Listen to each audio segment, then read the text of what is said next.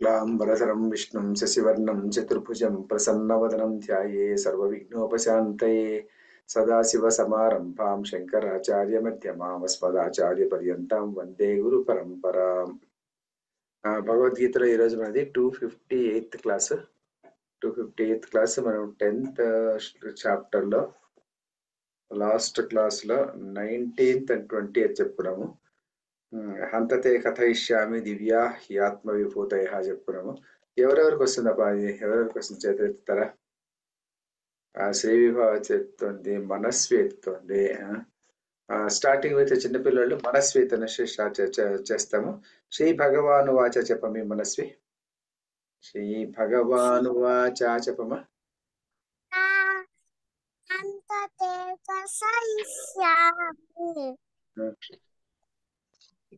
దివ్యాహాత్మ విభూతయః ప్రాధాన్యత కురు శ్రేష్ఠ న్యాసంతో విసరసమే.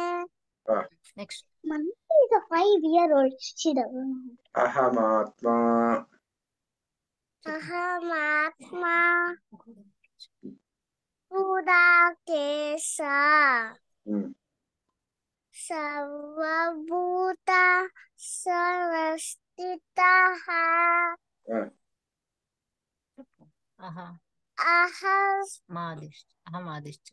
అహమాదిశ్చ మజ్జంచ భూతానాత భూతానామంత ఏవ చ. భూతానామచ ఏవ చ. వెరీ గుడ్, బాగా చెప్పారు. గుడ్, బాగా చెప్పారు. Good good. శ్రీ విభా చెప్పమి. శ్రీ భగవాను వాచ హంతతే. శ్రీ భగవానువాచ హంతతే కథయిష్యామి దివ్యాహ్యాత్మ విభూతయః ప్రాధాన్యతః కురు శ్రేష్ఠః నాస్త్యంతో విస్తరస్య మే. అహమాత్మా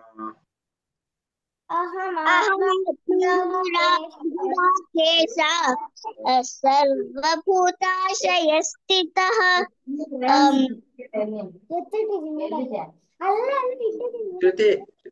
శృతి స్మృతి మ్యూట్ చేసుకో మీ స్మృతి.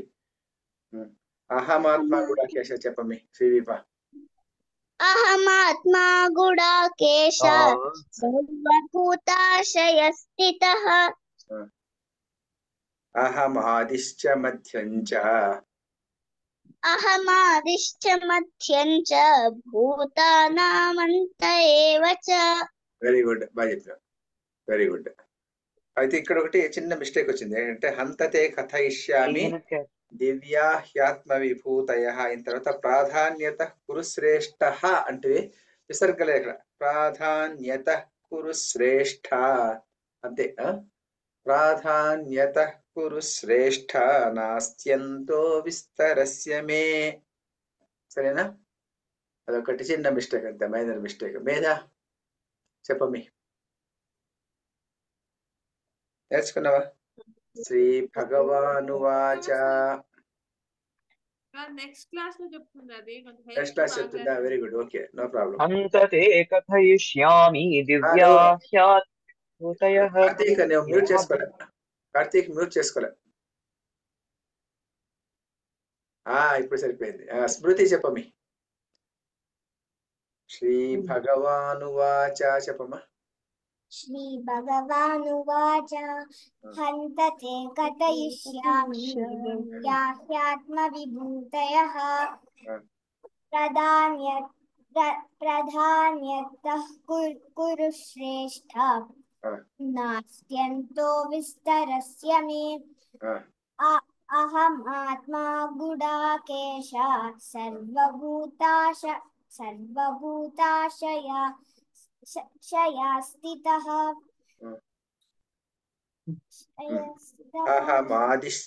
అహమాదిశ్చ మధ్యం చ భూతానామంత ఏవ చ. వెరీ గుడ్, బాగా చెప్పినావు. గుడ్. మనస్వి అయిపోయింది, స్మృతి అయిపోయింది, శివి అయిపోయింది. వర్షిణి చెప్పమ్మి. నేర్చుకున్నావమ్మి?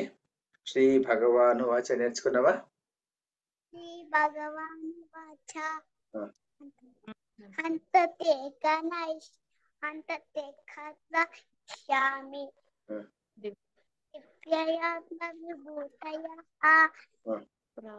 సాధాన్యతః కురు శ్రేష్ఠ నాస్త్య విస్తరస్య మే. Very good. అహమాత్మా అహమాత్మా గురాకేశ సర్వభూత స్థితః. అహమాత్మా ఇశ్చ మజ్జం చ భూతానామంత ఏవ చ. వెరీ గుడ్, బాగా చెప్పినావు. గుడ్, అందరూ బాగా చెప్తున్నారు. ఇప్పుడు నెక్స్ట్ వచ్చేసేసి ప్రీతం దత్త చెప్పబ్బా. Okay sir. శ్రీ భగవానువాచ హంతతే కథయిష్యామి దివ్యా హ్యాత్మవిభూతయః ప్రాధాన్యతః కురు శ్రేష్ఠ నాస్త్యంతో విస్తరస్య మే. అహమాత్మా గుడాకేశ సర్వభూతాశయస్థితః అహమాదిశ్చ మధ్యం చ భూతానామంత ఏవ చ. వెరీ గుడ్, నువ్వు చెప్పబ్బా. విరాట్. శ్రీ భగవానువాచ హంతతే కథయిష్యామి దివ్యా హ్యాత్మవిభూతయః ప్రాధాన్యతః కురు శ్రేష్ఠ నాస్త్యంతో విస్తరస్య మే. అహమాత్మా గుడాకేశ సర్వభూతాశయస్థితః అహమాదిశ్చ మధ్యం చ భూతానామంత ఏవ చ. Okay, very good. నెక్స్ట్ ఎవరున్నారు? ఇంకా కార్తీక్ చెప్పబ్బా. Yes, sir. श्रीभगवानुवाच हन्तते कथयिष्यामि दिव्या ह्यात्मविभूतयः प्राधान्यतः कुरु श्रेष्ठ नास्त्यन्तो विस्तरस्य मे. अहमात्मा गुडाकेश सर्वभूताशयस्थितः अहमादिश्च मध्यं च भूतानामन्त एव च. Very good. నెక్స్ట్ వచ్చేసేసి మనుష్య చెప్పమ్మా. శ్రీ భగవానువాచ హంతతే కథయిష్యామి దివ్యాయాత్మవిభూతయః ప్రాధాన్యతః కురు శ్రేష్ఠ నాస్త్యంతో విస్తరస్య మే. అహమాత్మా గుడాకేశ సర్వభూతాశయస్థితః అహమాదిశ్చ మధ్యం చ భూతానామంత ఏవ చ. ఓకే, వెరీ గుడ్ అమ్మాయి. మేడం చెప్తారా? Ushasri madam yes sir. చెప్పండి మేడం. శ్రీ భగవానువాచ హంతతే కథయిష్యామి దివ్యాంతే విభూతయః ప్రాధాన్యతః కురు శ్రేష్ఠ నాస్త్యంతే విస్తరేణ్య మే. కాదు మేడం, నాస్త్యంతో విస్తరస్య మే. నాస్త్యంత్యో విస్తరస్య మే. అహమాత్మా గుడాకేశ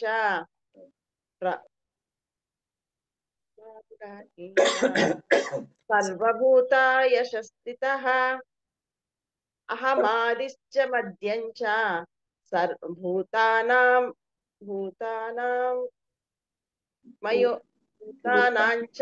భూతానాం అంత ఏవ చ. భూతానామంత ఏవ చ. ఓకే మేడం, సరిపోయింది. నెక్స్ట్ ఇంకెవరు? అందరిది అయిపోయింది కదా, ఒక వరుస అందరిది అయిపోయింది. నెక్స్ట్ వచ్చేసేసి కార్తీక్ చెప్పబ్బా. నెక్స్ట్ శ్లోకం చెప్తావా? 21st శ్లోక చెప్తావా? ఆదిత్యానామహం విష్ణుః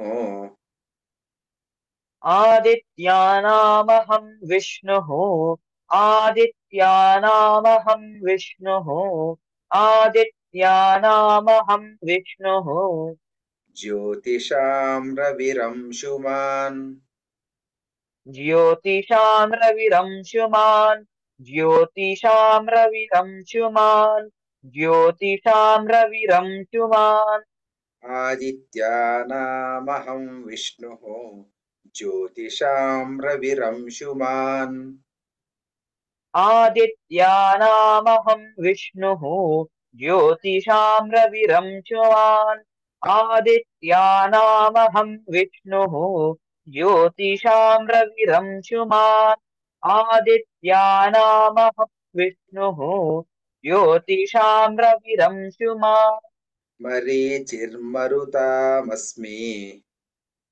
मरीचिर्मरुतामस्मि मरीचिर्मरुतामस्मि मरीचिर्मरुतामस्मि नक्षत्राणामहं शशी नक्षत्राणामहं शशी नक्षत्राणामहं शशी नक्षत्राणामहं शशी मरीचिर्मरुतामस्मि नक्षत्राणामहं शशी मरीचिर्मरुतामस्मि नक्षत्राणामहं शशी मरीचिर्मरुतामस्मि नक्षत्राणामहं शशी मरीचिर्मरुतामस्मि नक्षत्राणामहं शशी आदित्यानामहं विष्णुः ज्योतिषां रविरंशुमान् मरीचिर्मरुतामस्मि नक्षत्राणामहं शशी आदित्यानामहं विष्णुः ज्योतिषां रविरंशुमान् मरीचिर्मरुतामस्मि नक्षत्राणामहं शशी आदित्यानामहं विष्णुः ज्योतिषां रविरंशुमान् मरीचिर्मरुतामस्मि नक्षत्राणामहं शशी आदित्यानामहं विष्णुः ज्योतिषां रविरंशुमान् मरीचिर्मरुतामस्मि नक्षत्राणामहं शशी ఓకే బాగా చెప్పినావా గుడ్ నెక్స్ట్ ప్రీతం దత్తా చెప్పమ్మా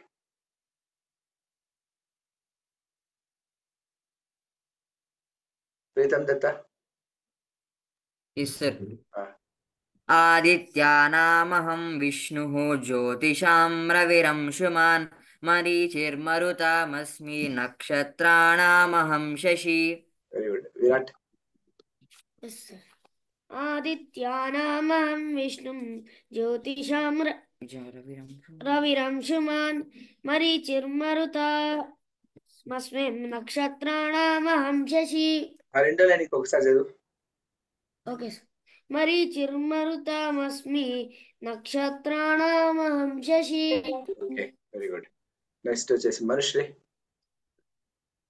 చదవమ్మా आदित्यानामहं विष्णुः ज्योतिष्यां रविरंशुमान् मरीचिर्मरुतामस्मि नक्षत्राणामहं शशी వెరీ గుడ్ నెక్స్ట్ వచ్చేసేసి వర్షిణి చెప్తావమ్మా వర్షిణి చెప్పిస్తా చెప్తావా వర్షిణి చెప్పండి. చెప్తావా వెరీ గుడ్ ఆదిత్యానామహం आदित्यामहम् అహం ఆదిత్యానామహం आदित्यामहम् విష్ణుః विष्णुः జ్యోతిషాం ज्योतिषां రవిరంశుమాన్ रविरंशुमाम् మరీచిర్మరుతా मरीचिर्मरुता అస్మి हस्मि నక్షత్రాణామహం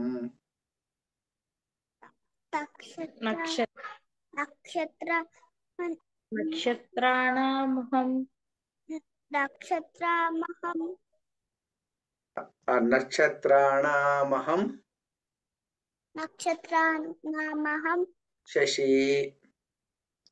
शशी ఓకే వెరీ గుడ్ నెక్స్ట్ వచ్చేసి శ్రీవిభ చెప్తావా శ్రీవిభ ఉన్నావా శ్రీవిభ ఉన్నావా? చెప్తావా? చెప్పిస్తాను. ఆదిత్యానామహం విష్ణు.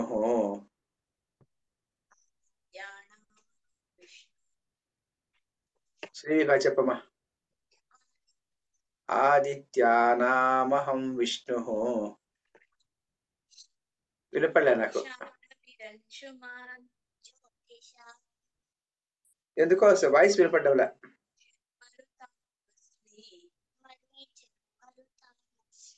ఏదో వాయిస్ ప్రాబ్లం ఉందనరా, వాయిస్ వినపడ్డంలే.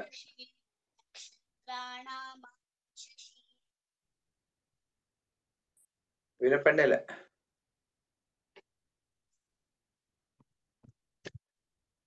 ఏమో వాయిస్ లో విష్ణు. ఆదిత్యానామహం విష్ణు. జ్యోతిషాం రవిరంశుమాన్. జ్యోతిషాం రవిరంశుమాన్. మరుతామస్మి. నక్షత్రాణామహం శశి. నక్షత్రాణామహం శశి. Very good. ఇప్పుడు బాగా వినిపించా. గుడ్. నెక్స్ట్ వచ్చేసి మనస్వి చెప్తావా? చెప్తావా మనస్వి? చెప్పమ్మి. ఆదిత్యానామహం. ఆదిత్యామహం. ఆదిత్యానామహం. ఆదిత్యా నామ నామ నామహం నామః విష్ణు. విష్ణుః. జ్యోతిషాం జ్యోతిషాం రవిరంశుమాన్. రవిరంశుమాన్. రవిరంశుమాన్. రవి రవి రంశుమాన్. రంశుమాన్. మరీచిర్మరుతా. మరీచిర్మరుతాం. మరుత మరుతామస్మి. మరుతామస్మి. నక్షత్రాణామహం నక్షత్రామహం శశి. శశి. అంతే, అయిపోయింది. నెక్స్ట్ మేధా చెప్పమ్మా. చెప్తావా? ఆదిత్యానామహం ఆదిత్యానామహం విష్ణు. విష్ణుః. జ్యోతిషాం జ్యోతిషాం రవిరంశుమాన్. రవిరంశుమాన్. మరీచిర్మరుతా.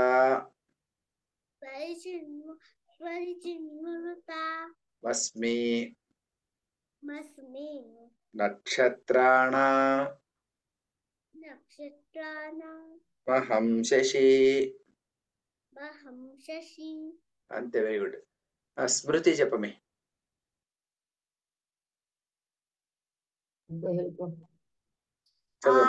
ఆదిత్యానామహం విష్ణుః. జ్యోతిషాం రవిరంశుమాన్.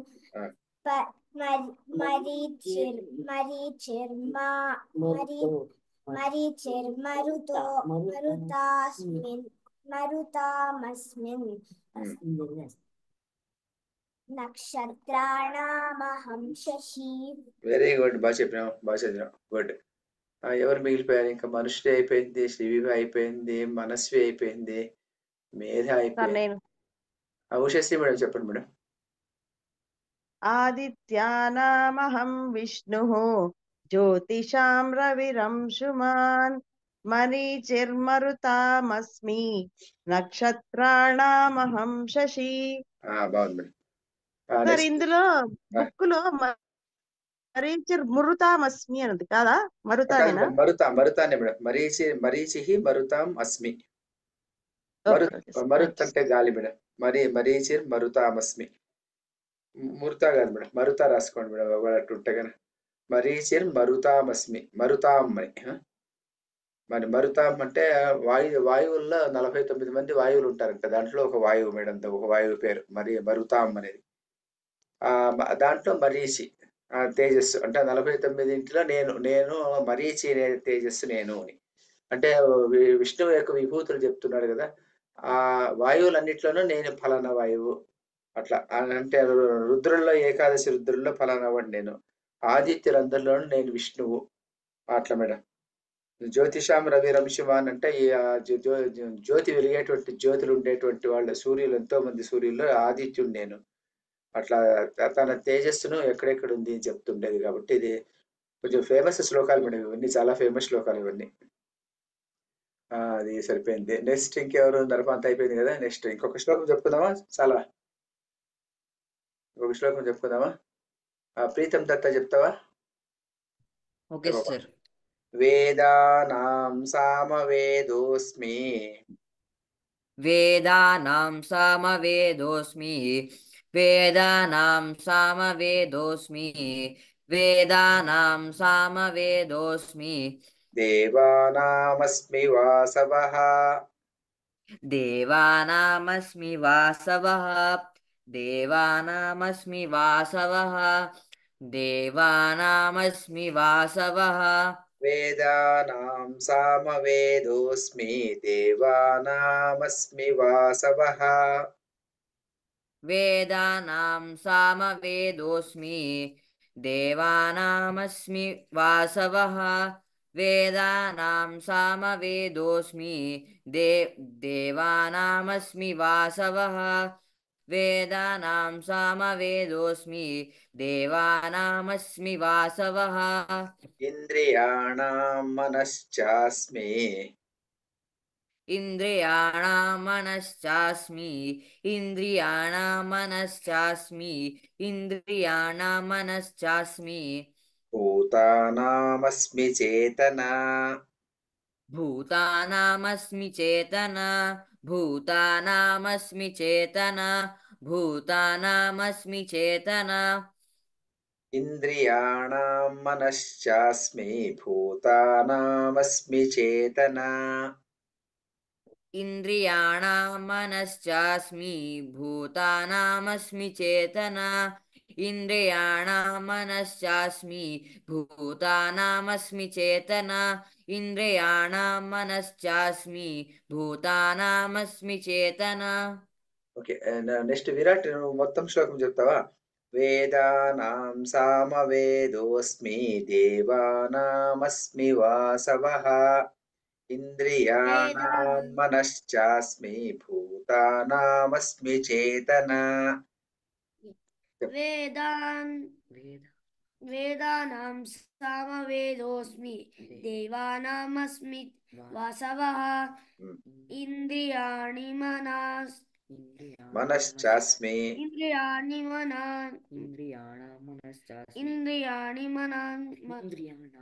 ఇంద్రియాణం మనశ్చాస్మి భూతానామస్మి చేతనా. సరేలే, నెక్స్ట్ వచ్చేసి కార్తీ చెప్పపా ఈ శ్లోకాన్ని. వేదానాం Yes, sir. సామవేదోస్మి. వేదానాం సామవేదోస్మి దేవానామస్మి వాసవః ఇంద్రియాణాం మనశ్చాస్మి భూతానాం అస్మి చేతనా. Very good. మనస్వి ఏమ్మా చేయెత్తినావు, ఏమి చెప్తావా నువ్వు? మనస్వి చెప్తావా? చెప్పైతే. వేదానాం సామవేదోస్మి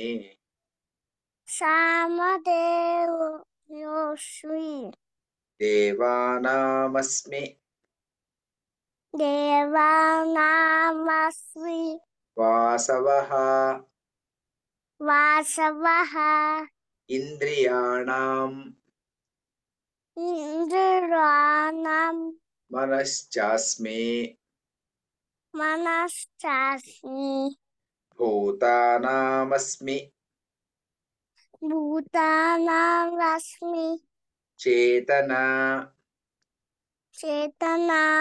వెరీ గుడ్. శ్రీవిభా చెప్తావా? రైజ్ చేసినావు, హ్యాండ్ రైజ్ చేసినావు, చెప్పమి. శ్రీవిభా చెప్తావా?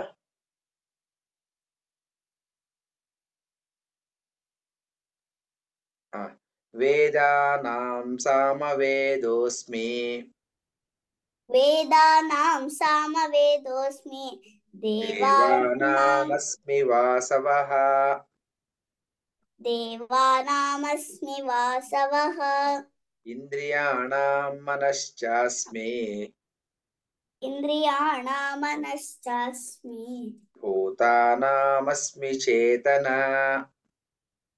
భూతానామస్మి చేతన. Very good. నెక్స్ట్ ఎవరు చెప్తారు? వర్షిణి చెప్తావు మీ సార్ ఏం శివి మళ్ళీ చెప్పినావు కదా? అది ఇంద్రియా నీన నాన ఇంద్రియాణం. ఇంద్రియాణం ఇంద్రియాణం అంటే ఇంద్రియములలో ఇంద్రియాణం. సార్ మనశ్చాస్మి. మనః ప్లస్ చ ప్లస్ అస్మి. మనశ్చాస్మి. మనః ప్లస్ అస్మి ప్లస్ చ మనశ్చాస్మి. కాబట్టి మనస్సు ఇంద్రియములలో నేను మనస్సు. షాకు చావత్తు. మనశ్చాస్మి.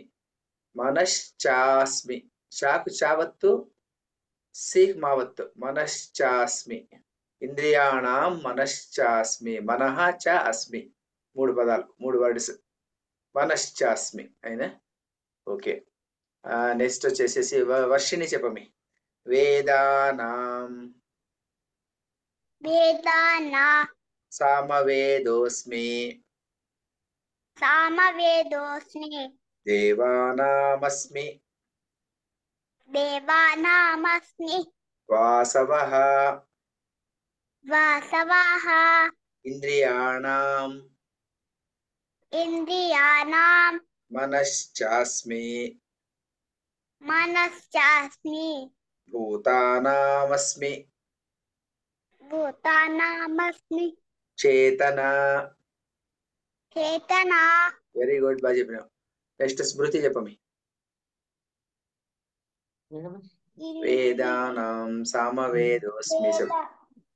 వేదానాం సామవేదోస్మి దేవానామస్మి వాసవః ఇంద్రియాణం మనశ్చాస్మి భూతానామస్మి చేతన. వెరీ గుడ్, చాలా బాగా చెప్పావు. మేధా చెప్పింది అయిందా? మేధా కాలే కదా, చెప్పమి. చెప్తావా? వేదానాం సామవేదోస్మి దేవానామస్మి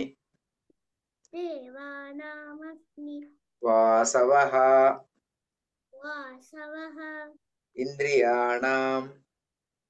ఇంద్రియాణం మనశ్చాస్మి భూతానామస్మి చేతన. వెరీ గుడ్, భూతానామస్మి చేతన. ఇంకెవరు మిగిలిపోయినారు? ఇంకా శ్రీవిభ అయిపోయింది, వర్షిణి అయిపోయింది, స్మృతి, మేధ, కార్తీక్, మనుష్రి కూడా కాలే. మనుష్రి చెప్తావు మీ. వేదానాం సామవేదోస్మి దేవానామస్మి వాసవః ఇంద్రియాణం మనశ్చాస్మి భూతానామస్మి చేతన. వెరీ గుడ్ మేడం, చెప్పండి మేడం. ఉషశ్రీ మేడం.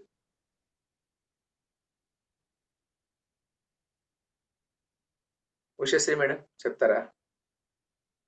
సార్ చెప్పండి మేడం. వేదానాం సామవేదోస్మి దేవానామస్మి వాసవః ఇంద్రియాణం మనశ్చాస్మి భూతానామస్మి చేతన.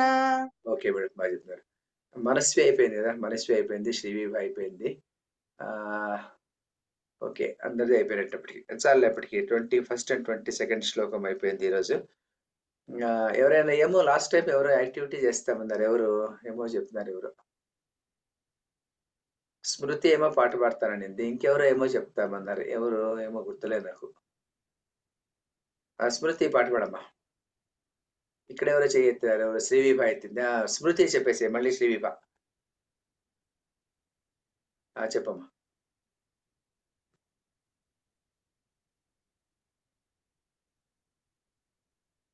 చెప్పమ్మి, ఏం చెప్తావు?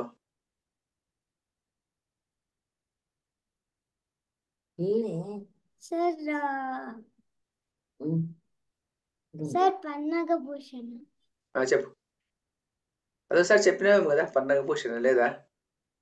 సార్ చెప్పినాను సార్. చెప్పేసినావు కదా, ఒకసారి చెప్పినావు కదా దాన్ని. కొత్తది ఏమి లేదా అయితేనా? సార్ రామనామ పైసకే. చెప్పు. राम नाम पायस के कृष्ण नाम सक्करे विठल नाम तुप्पव बेरसी पाई चप्परी सीरो.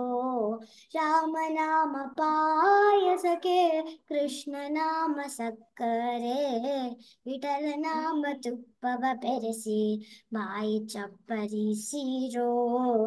वम्मन गोदिय तंदु ಕಲ್ಲಲಿ ಬೀಸಿ ವಮ್ಮನ ಗೋಧಿಯ ತಂದು ವೈರಾಗ್ಯ ಕಲ್ಲಲಿ ಬೀಸಿ ಸುಮ್ಮನ ಸಜ್ಜಿಗೆ ತೆಗೆದು ಸಣ್ಣ ಶಾವಿಗೆಯ ಹೊಸದು. ಸುಮ್ಮನ ಸಜ್ಜಿಗೆ ತೆಗೆದು ಸಣ್ಣ ಶಾವಿಗೆಯ ಹೊಸದು.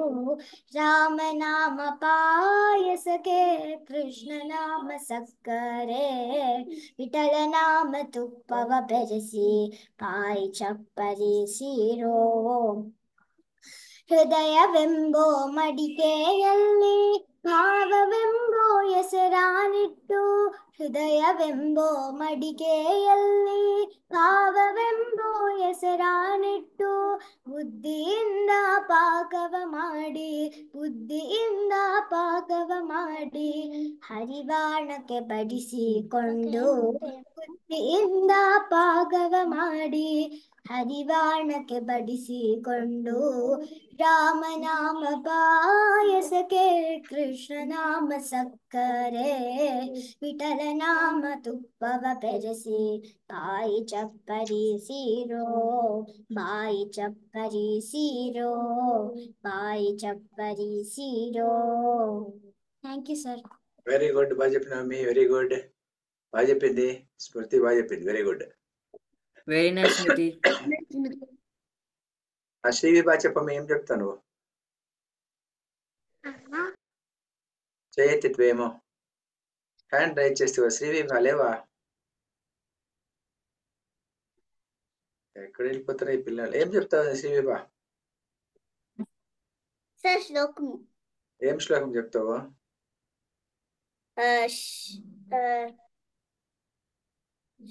శివమానస పూజా స్తోత్ర. చెప్పు.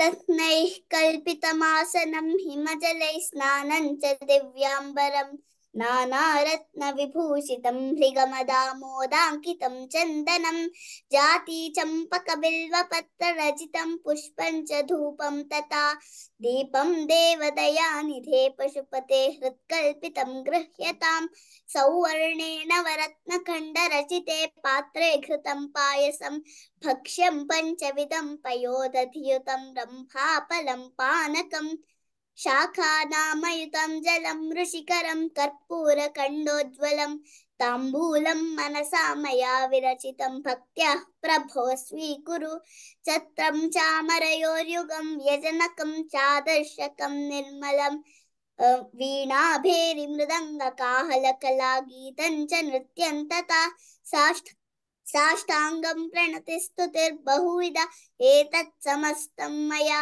సంకల్పేన సమర్పితం తవ విభో పూజాం గృహాణ ప్రభో ఆత్మా త్వం గిరిజామతి సహచర ప్రాణ శరీరం గృహం పూజా తే విషయోపభోగ రచనా నిద్రా సమాధి స్థితి సంచార పదయో ప్రదక్షిణ విధి స్తోత్రాణి సర్వా గిరో యద్యత్ కర్మ కరోమి తత్తదఖిలం శంభో తవారాధనం కరచరణ కృతం వా కాయజం కర్మజం వా శ్రవణ నయనజం వా మానసం వాపరాధం విహితమవిహితం వా సర్వమేతత్ క్షమస్వ జయ జయ కరుణాబ్ధే శ్రీ మహాదేవ శంభో. వెరీ గుడ్, చాలా బాగా చెప్పినావు. ఎప్పుడు నేర్చుకున్నావు? నాకే తెలియదు ఇది. నేర్చుకునేది తెలియదు నాకు. చాలా బాగా చెప్పినావు, గుడ్, బాగుంది, వెరీ గుడ్, సూపర్ శ్రీ, చాలా బాగుంది, సూపర్. చాలా బాగా చెప్పింది. Very nice Sri very Vibha. Nice Sri Vibha. Very nice Sri Vibha. Next ఎవరు చెప్తారమ్మా? నెక్స్ట్ ఎవరైనా ఏం చెప్తారా? ఎవరైనా? ఏమో విరాట్ ఏమో చూస్తున్నాడు అట్లా ఇట్లా. విరాట్, కలికి సినిమా గురించి చూసినావా నువ్వు? లేదా? కలికి సినిమా రేపు చూస్తాం సార్. రేపు చూస్తావా? మరి రేపు చూస్తే నెక్స్ట్ వీక్ చెప్తావా కలికి ఏమేది? Okay sir. చెప్తావా? Good good, very good. మన విరాట్కు అల్లు అర్జున్ అంటే ఇష్టము, అందుకోసం ఏం చేస్తాడో చూస్తాం నెక్స్ట్ క్లాస్. నెక్స్ట్ ఇంకెవరు ఏమైనా చెప్తారా?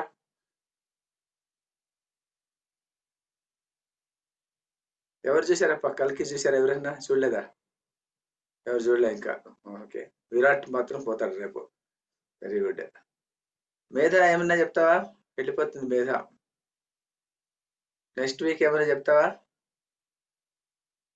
ఏం చెప్పువా? ఏదో ఒకటి చెప్పు. స్మృతి, మీ అజ్జి ఏమైనా చెప్తుందా నెక్స్ట్ వీక్ పాట? అజ్జి ఏమైనా పాట పాడతారా నెక్స్ట్ వీక్? ఈ వీక్ పాడతారా? నెక్స్ట్ వీక్ పాడమని చెప్పు మీ అజ్జిని, సరేనా? ఓ పాట పాడమని చెప్పు అజ్జిని. Very good. ఇంకేముంది? ఇంకా 2 minutes ఉంది ఈరోజు. ఇంకా ఎవరైనా ఏమైనా అడుగుతారా? ఏమన్నా అడుగుతారా? ఏం చెప్పబ్బా కార్తీక్? సార్ ఇప్పుడు ఆర్మీ వాళ్ళందరూ ఉంటారు కదా, ఎవరు? ఆర్మీ వాళ్ళు లేదంటే ఏదైనా సీక్రెట్ ఏజెంట్స్ అవును, అలాంటి వాళ్ళు ఇప్పుడు దేశ రక్షణ కోసం చంపేస్తారు కదా జనాల్ని, అవును, అంటే టెర్రరిస్ట్ ఉంటారు కదా వాళ్ళని. అవును, చంపేస్తారు. అవును, మరి వాళ్ళు చనిపోయిన తర్వాత స్వర్గానికి వెళ్తారా, నరకానికి వెళ్తారా? వాళ్ళు స్వర్గానికి వెళ్తారు. వాళ్ళు నరకానికి స్వర్గానికి వెళ్తారా? స్వర్గానికి వెళ్తారు. ఎందుకంటే వాళ్ళు they are working for a cause కదా, they are working for a national cause కదా. ఆ నేషనల్ కాజ్ అనేది రైటా రాంగ్ అనేది వాళ్ళు డిసైడ్ చేయరనమాట. వాళ్ళు డిసైడ్ చేసే అధికారం వాళ్ళకి లేదు. ఎందుకంటే ప్రజలతో ఎన్నుకొనబడినటువంటి అంటారు కదా, people who are elected by the people, that government will decide. కాబట్టి it is a collective responsibility of all the people. కాబట్టి మనకు దేశానికి రక్షణ కోసము, దేశాన్ని పరిరక్షించే దానికోసము, when they are doing some activity, they don't go to hell because they never go to hell because they are under the command of some other person. Wrong or right, he has to take the responsibility. Prime Minister has to take the responsibility. Right, wrong, all these things. Suppose Prime Minister is invading some other country unnecessary, the papamu punyam he will be taking. He has to take the papam or punyam. These people will not take because these people only are servants. Servants in the sense they are actually the workers. So they just follow the orders. Ante. If they don't follow the orders, it is again problem for them. Orders follow cheyalavallu. So when they are following the orders, they don't go to Narakam. They go to Swargam only. అట్లా. ఇంకెవరైనా ఏమైనా అడుగుతారా? 1 minute ఉంది అంతేనా, ముగించింటాను. మరి ఎందుకో నాకు Zoom అనేది రాలే ఈరోజు. జూమ్ వర్క్ ప్లేస్ అనేది వచ్చింది. మరి రికార్డ్ అవుతుందో లేదో తెలియదు. మరి చూద్దాము. అయితే సరే, మధ్యాహ్నం క్లాస్ రికార్డ్ కాలే ఇవాళ. అందుకో రికార్డ్ అయింది కానీ అప్లోడ్ కాలే. అందుకోసం ఇది ఏమవుతుందో చూద్దాం, ఈసారి ట్రై చేస్తాము. నేను ముందు ముగిస్తా. కాయేన వాచా మనసేంద్రియైర్వా బుద్ధ్యాత్మనా వా ప్రకృతే స్వభావాత్ కరోమి యద్యత్ సకలం పరస్మై నారాయణ